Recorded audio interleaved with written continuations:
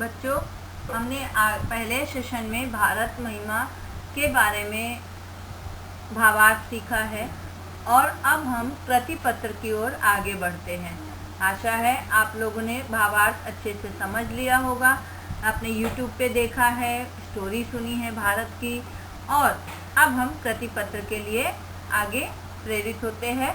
तो हम देखते हैं कि भारत महिमा के प्रतिपत्र में क्या है। आगे चलते हुए बच्चों, ये जो आपका दिख रहा है पेज, ये आपके टेक्स्ट बुक में पीछे आपको दिखेगा। यहाँ पे आपको सबसे पहले शब्द संसार लिखने हैं आपकी नोटबुक में। उसके बाद स्वाध्याय पे आते हैं।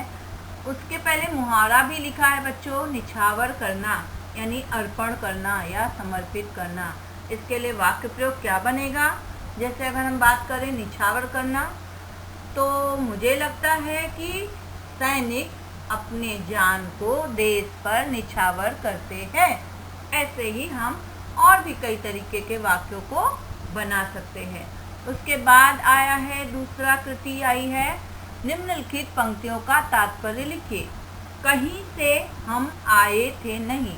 अब इसका मतलब जैसे उस कविता में ये पंक्ति आई है, यानी कि हम इसी आर्यावर्त की संतान हैं, हम कहीं और से नहीं आए हैं, हम यहीं के हैं और ये आर्यावर्त हमने ही बसाया है। हमारे ही पूर्वजों का बनाया हुआ ये आर्यावर्त देश है, जिसका नाम आज भारत पड़ा और जिसमें हम रहते हैं। तो इस तरह से आपको इन पंक्तियों का तात्पर्य लिखना है। उसके बाद वही हम दिव्य आर्य संतान, यानी कि हम कहीं से अलग से नहीं आए हैं। हमारे पूर्वज जो आर्य थे, उन्होंने इस देश को बसाया है और हम उन्हीं पूर्वज आर्यों की संतानें हैं।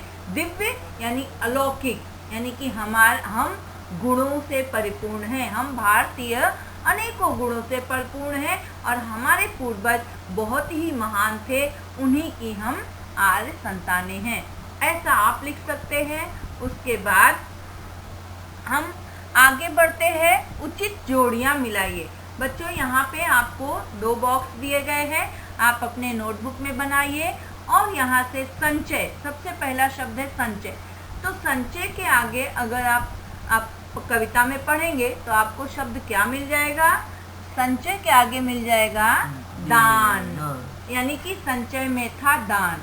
ऐसे ही सत्य, सत्य तेज, फिर अतिथि हमारे देव। इस तरह से इन शब्दों की जोड़ियां भी इसी में नीचे दी गई हैं, उनको आपको बनाना है। फिर आता है कविता में प्रयुक्त 2 धातुओं के नाम। अब लोहा, सोना, चांदी, तांबा, हीर, ये सब धातुएं हैं। तो इनमें से कोई ऐसी 2 धातुएं जो कविता में आई हो, उनके नाम आपको लिखने हैं। भारतीय संस्कृत की विशेषताएं, भारतीय संस्कृत की बहुत विशेषताएं दी गई हैं हमारी इस कविता में। और बच्चों, आप जानते ही होंगे कि हमारी भारतीय संस्कृति कितनी अनोखी है। अनेकता में एकता, ये हमारा सबसे बड़ा गुण है। अतिथियों का सत्कार करना, अतिथि हमारे देव होते हैं, उनको हम देवता मानते हैं। और ऐसी अनेकों विशेषताएं इस कविता के माध्यम से हमने पढ़ी हैं। तो आपको उनमें से 2 विशेषताएं भरनी है। इसके बाद आता है प्रस्तुत कविता की अपनी पसंदीदा किन्हीं 2 पंक्तियों का भावार्थ लिखिए। बच्चों, आपने होमवर्क के तौर पे पहले भी भावार्थ लिखा है, लेकिन सारे बच्चों ने नहीं लिखा था।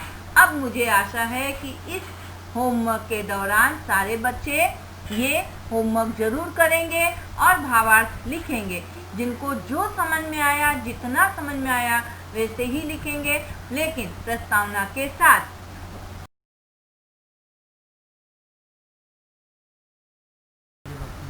इस कृतिपत्र में बच्चों आगे आपको मिलता है कि कविता में प्रयुक्त 2 देशों के नाम लिखने हैं। इसमें भी कविता में अगर आप पढ़ोगे तो कई देशों के नाम आए हुए हैं, वहाँ से उठा करके आपको 2 देशों के नाम भरने हैं। और उसके बाद सही विकल्प चुनकर वाक्य फिर से लिखिए। यानी कि भारत में केवल किसकी विजय नहीं रही। यहाँ 3 ऑप्शन है, चांदी, लोहे, सोने। कविता में यह भी मिलेगा आपको। यहाँ भिक्षु की तरह रहते थे कौन? लोग, लड़के, सम्राट। ये भी आपको वहीं से देख के मिलेगा। हमसे चीन को की दृष्टि मिली, यहाँ पे आपको कविता के अंदर से फिल इन द ब्लैंक्स जैसे छांट कर भरना है। ठीक है बच्चों, इस पत्र में, कृति पत्र में पद्यांश में ऐसे 2 प्रश्न तैयार कीजिए जिनके उत्तर निम्नलिखित शब्द हो। उत्तर शब्द कट गया है इसलिए आप ध्यान से सुनिए। जिनके उत्तर निम्नलिखित शब्द हो।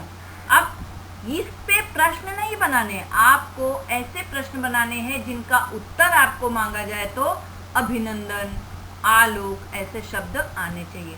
जैसे अभी मैं आलोक के लिए एक क्वेश्चन बनाती हूँ। सूरज सवेरे निकलता है तो संसार में क्या फैल जाता है?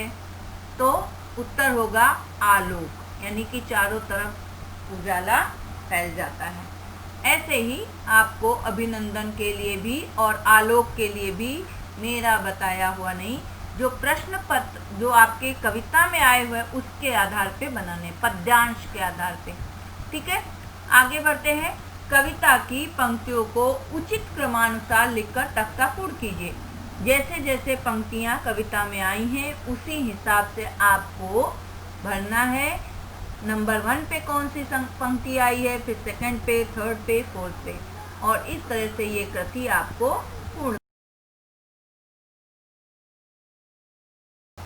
बच्चों, ये कृति पत्र मैंने स्वयं से आप लोगों के लिए बनाया है। अभी तक तो जो आपने कृति पूर्ण की वो आपको टेक्स्ट बुक के पीछे मिल जाएंगी, लेकिन इसमें देखिए तो कविता पे आधारित ही है ये पूरा कृति पत्र। इसमें है हिमालय के आंगन में होने वाली गतिविधियाँ, यानी कि आपको पहले ही 4 लाइनों में ये उत्तर मिल जाएंगे जिनको भरना है।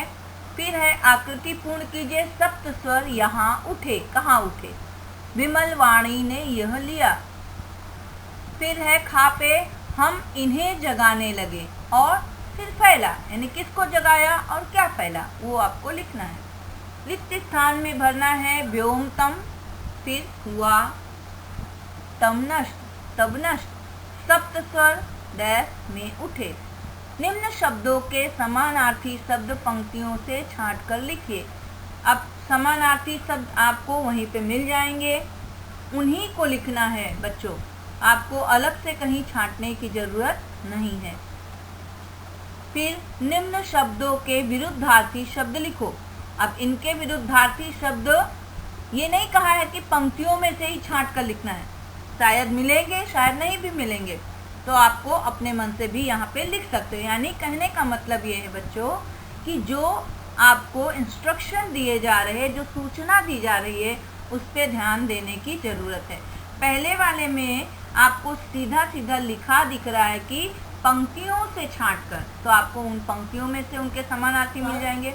बट यहाँ पे निम्न शब्दों के विरुद्धार्थी शब्द पंक्तियों में मिलेंगे ऐसा कुछ नहीं लिखा है, तो आप अपने तरीके से भी लिख सकते हैं। निम्नलिखित मूल शब्दों में उपसर्ग और प्रत्यय जोड़कर शब्द बनाइए। अब उपसर्ग क्या होता है बच्चों, आपको पता है, 9th स्टैंडर्ड में आपने पढ़ा भी है।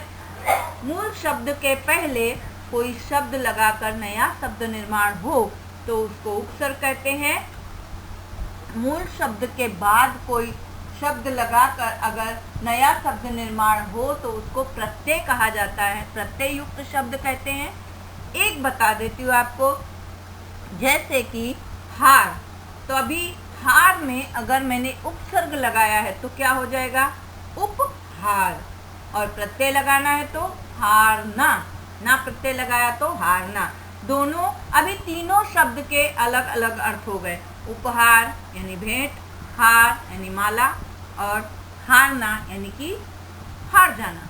तो इस तरह से आपके तीनों शब्दों के अलग अलग अर्थ हो जाते हैं जब हम उपसर्ग और प्रत्यय लगाते हैं। इस तरह से आपको ये वर्कशीट कंप्लीट करनी है। तो बच्चों, आशा है आप लोग ने पूरा कृति पत्र समझा होगा और इसी आधार पे उसको सही सॉल्व भी करेंगे। इसके साथ ही मैं आप लोगों को थैंक यू, धन्यवाद बोलती हूँ। आपकी प्यारी राधा टीचर। फिर अगले सेशन में मिलेंगे। Bye bye.